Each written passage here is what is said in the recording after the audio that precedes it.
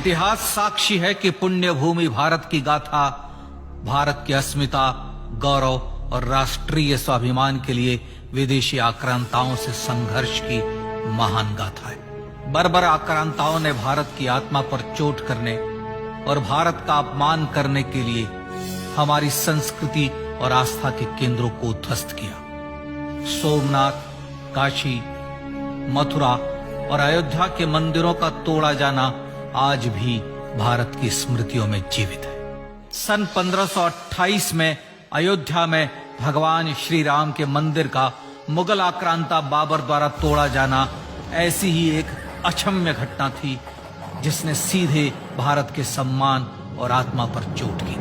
कारण साफ था, अयोध्या के श्री राम के मंदिर पर आक्रमण भारत की आत्मा पर आक्रमण था। जहां हर भारतीय के रोम रोम में राम बसते हैं, वह भारत यह अपमान कैसे सहता। राम मंदिर पर आक्रमण भारत को आहत कर गया था। विदेशी हमलावर अपनी बर्बरता दिखाते गए और भारत अपने आत्मगौरव को फिर से पाने के लिए संघर्ष करता रहा।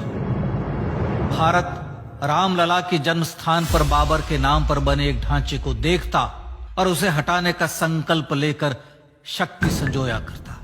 हिंदू समाज आत्मसम्मान के रण में डटा रहा और लगातार हमलावरों द्वारा बनाए गए बाबरी ढांचे को हटाने के लिए लड़ता रहा। सरयू कई बार रक्त से लाल हुई।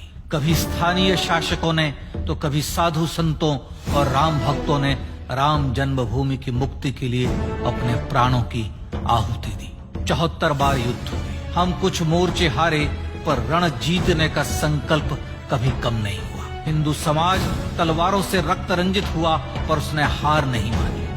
उसका संकल्प अजेय था। 15 अगस्त 1947 को देश की आजादी के साथ सैकड़ों सालों से चले आ रहे इस संघर्ष में नई ऊर्जा और एक नया मोड़ आया। अचानक 23 दिसंबर 1949 को बाबरी ढांचे में श्री राम लला प्रकट हुए। हजारों राम भक्त दर्शन के लिए उमड़ पड़े। तत्कालीन प्रधानमंत्री पंडित जवाहरलाल नेहरू ने उत्तर प्रदेश सरकार को श्री राम लला को विवादित ढांचे से हटाने का आदेश दिया। उत्तर प्रदेश सरकार ने अयोध्या के कलेक्टर को यह काम दिया और यह निर्देश भी कि जरूरत पड़ने पर वे बल का प्रयोग भी करें। अयोध्या के कलेक्टर ने सरकार को उत्तर दिया कि यह नरसंहार के बिना संभव नहीं है, और फिर भी वह ऐसा चाहती है तो किसी दूसरे कलेक्टर से यह काम करवा ले। परिणाम स्वरूप रामलला की मूर्ति वहीं विराजमान रही। विवादित ढांचे को बंद कर दिया गया। केवल पुजारी को सेवा अर्चना के लिए भीतर जाने की अनुमति थी। फिर भी राम भक्त विवादित ढांचे के बाहर से प्रभु श्री राम की आराधना करते रहे। भारत के हिंदू समाज के लिए चुनौतियां और बढ़ गई। मामला अदालत में गया। विपक्षी दलों द्वारा अदालत में भगवान श्री राम के अस्तित्व पर सवाल उठाए गए। उनके अयोध्या में ही जन्म लेने का प्रमाण मांगा गया। भारत का जनमानस अब आहत हो उठा था। आजाद भारत में भी हिंदू समाज को अपनी आस्था और श्रद्धा के लिए संघर्ष करना पड़ रहा था। चुनौतियों के इस समय में सन 1984 में विज्ञान भवन दिल्ली में विश्व हिंदू परिषद ने धर्म संसद का आयोजन किया।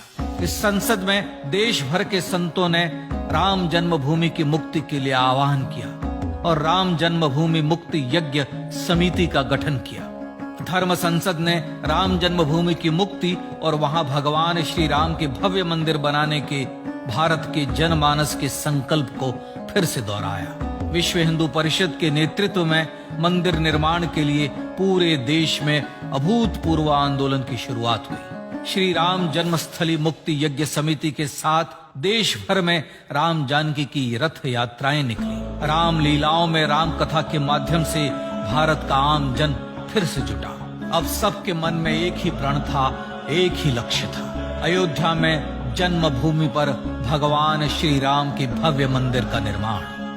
सन 1989 में विश्व हिंदू परिषद द्वारा गांव-गांव से रामशिला पूजन करके अयोध्या भेजी गई। 2,75,000 गांवों से रामशिलाएं अयोध्या पहुंची। भव्य राम मंदिर के शिलान्यास का निर्णय हुआ। पूज्य संत महात्माओं और हिंदू समाज के अन्य प्रमुख नेताओं के निर्णय के अनुसार अनुसूचित जाति के प्रमुख नेता श्री कामेश्वर चौपाल ने 9 नवंबर 1989 को मंदिर निर्माण का पहला पत्थर रखा। राम जन्मभूमि पर मंदिर निर्माण के लक्ष्य की पूर्ति के लिए सन 1990 में सोमनाथ से अयोध्या के लिए श्री लाल कृष्ण आडवाणी ने रथ यात्रा की शुरुआत की। देश में जन भावनाओं का ज्वार उमड़ने लगा। श्री लाल कृष्ण आडवाणी के रथ यात्रा के साथ साथ मंदिर के लिए जन समर्थन बढ़ने लगा और छद्म सेकुलरवाद बेनकाब होने लगा। इस जन आंदोलन को रोकने की तमाम कोशिशें हुई पर सब व्यर्थ हुई। विश्व हिंदू परिषद ने देशवासियों से अयोध्या में जन्मभूमि पर मंदिर निर्माण के लिए 30 अक्टूबर और 1 नवंबर 1990 को कार सेवा का आह्वान किया। परिणाम स्वरूप लाखों राम भक्त कार सेवा के लिए देश के कोने कोने से अयोध्या आए। इससे देश की एकात्मता का विराट दर्शन हुआ। कार सेवकों को रोकने के लिए उत्तर प्रदेश के तत्कालीन मुख्यमंत्री श्री मुलायम सिंह यादव ने अयोध्या में परिंदे को भी पर न मारने देने की घोषणा की। स्थितियां गंभीर हो गई। अयोध्या से 100-100, 200 किलोमीटर दूर रेलगाड़ियां रोक दी गई। अयोध्या युद्ध भूमि बना दी गई। मार्ग बंद, रेल बंद, चप्पे चप्पे पर पुलिस। अयोध्या सैनिक छावनी में बदल गई। राम नाम पर ऐसी पाबंदी कि अर्थी ले जा रहे लोगों तक को रोका गया क्योंकि वे राम नाम सत्य कह रहे थे। लेकिन सैकड़ों किलोमीटर की यात्रा कर कार सेवक अयोध्या पहुंचने लगे। राम के गीत गाते, होठों पर हंसी और पांव में छाले लिए राम काज के लिए राम भक्त देश विदेश से अयोध्या पहुंच ही गए। कार सेवकों पर गोलियां चली। अनेक कार सेवक शहीद हुए। आजाद भारत में जन्मभूमि पर राम मंदिर के लिए कार सेवकों ने फिर एक बार अपना बलिदान दिया, पर कार सेवकों ने विवादित ढांचे पर भगवा फहरा ही दिया और इस तरह कार सेवा सफल हुई। श्री राम जन्मभूमि आंदोलन ने भारत की सुप्त आत्मा को झकझोर कर जगा दिया था। विश्व हिंदू परिषद ने फिर एक बार 6 दिसंबर 1992 को कार सेवा का आह्वान किया।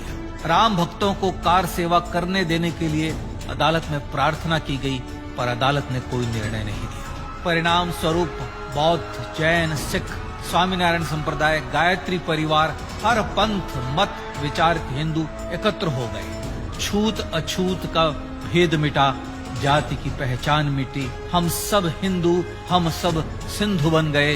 राम सिंधु में ज्वार उठा और देखते ही देखते 6 दिसंबर 1992 को श्री राम जन्मभूमि से बाबरी ढांचा सदा के लिए हट गया।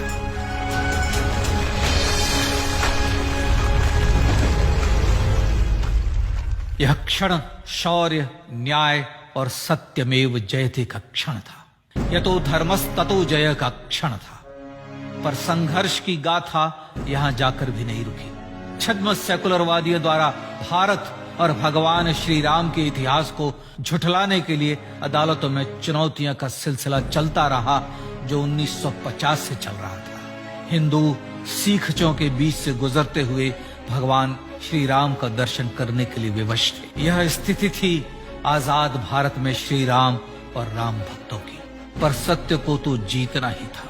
आखिरकार देश के सर्वोच्च न्यायालय के 5 जजों की खंडपीठ ने 9 नवंबर 2019 को ऐतिहासिक निर्णय दिया और यह कहा कि अयोध्या जन्मभूमि परिसर की पूरी 67 एकड़ भूमि रामलला की, और न्यायालय ने भारत सरकार को जन्मभूमि पर मंदिर बनाने के लिए एक ट्रस्ट बनाने का आदेश दिया। सर्वोच्च न्यायालय के आदेश के अनुसार भारत सरकार ने 5 फरवरी 2020 को श्री राम जन्मभूमि तीर्थ क्षेत्र नाम के ट्रस्ट का गठन किया और राम जन्मभूमि न्यास की भूमि जो सरकार द्वारा अधिग्रहित की गई थी, उसे ही नवनिर्मित न्यास को वापस दे दिया गया। 5 अगस्त 2020 को भारत के प्रधानमंत्री श्री नरेंद्र मोदी ने श्री राम जन्मभूमि तीर्थ क्षेत्र के अध्यक्ष पूज्य महंत नृत्य गोपाल दास, राष्ट्रीय स्वयंसेवक संघ के पूज्य सरसंघ चालक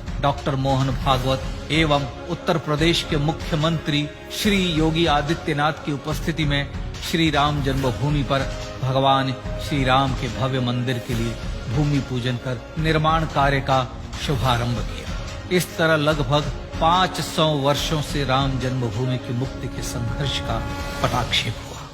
अपने आत्मसम्मान और राष्ट्रीय अस्मिता के लिए इतना लंबा संघर्ष विश्व के इतिहास में बेजोड़ है। श्री राम भारत की आत्मा, भारत की परिभाषा, हमारे राष्ट्रीय आदर्शों और जीवन मूल्यों के प्रतिनिधि मर्यादा पुरुषोत्तम हैं, जो हर हिंदू के होठों पर जन्म से मृत्यु तक रहे, बस यही हर हृदय में प्रार्थना होती है।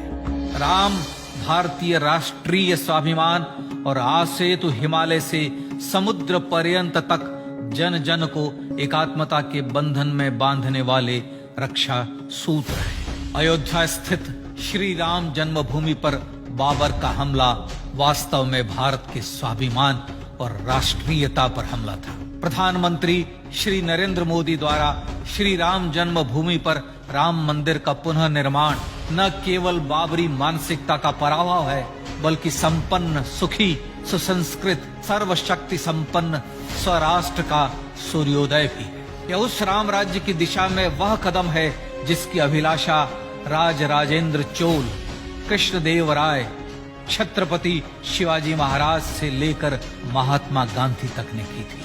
अयोध्या में जन्मभूमि पर भगवान श्री राम का मंदिर न सिर्फ राष्ट्रीय गौरव होगा, बल्कि वह श्री राम के आदर्शों का राष्ट्र मंदिर होगा। अब वह महान संकल्प पूरा होने जा रहा है। आइए इस राम यज्ञ, राष्ट्र यज्ञ में जिन ज्ञात और अज्ञात भारतीयों ने अपनी आत्माहुति दी है, उनका पुण्य स्मरण कर उन्हें श्रद्धांजलि दें।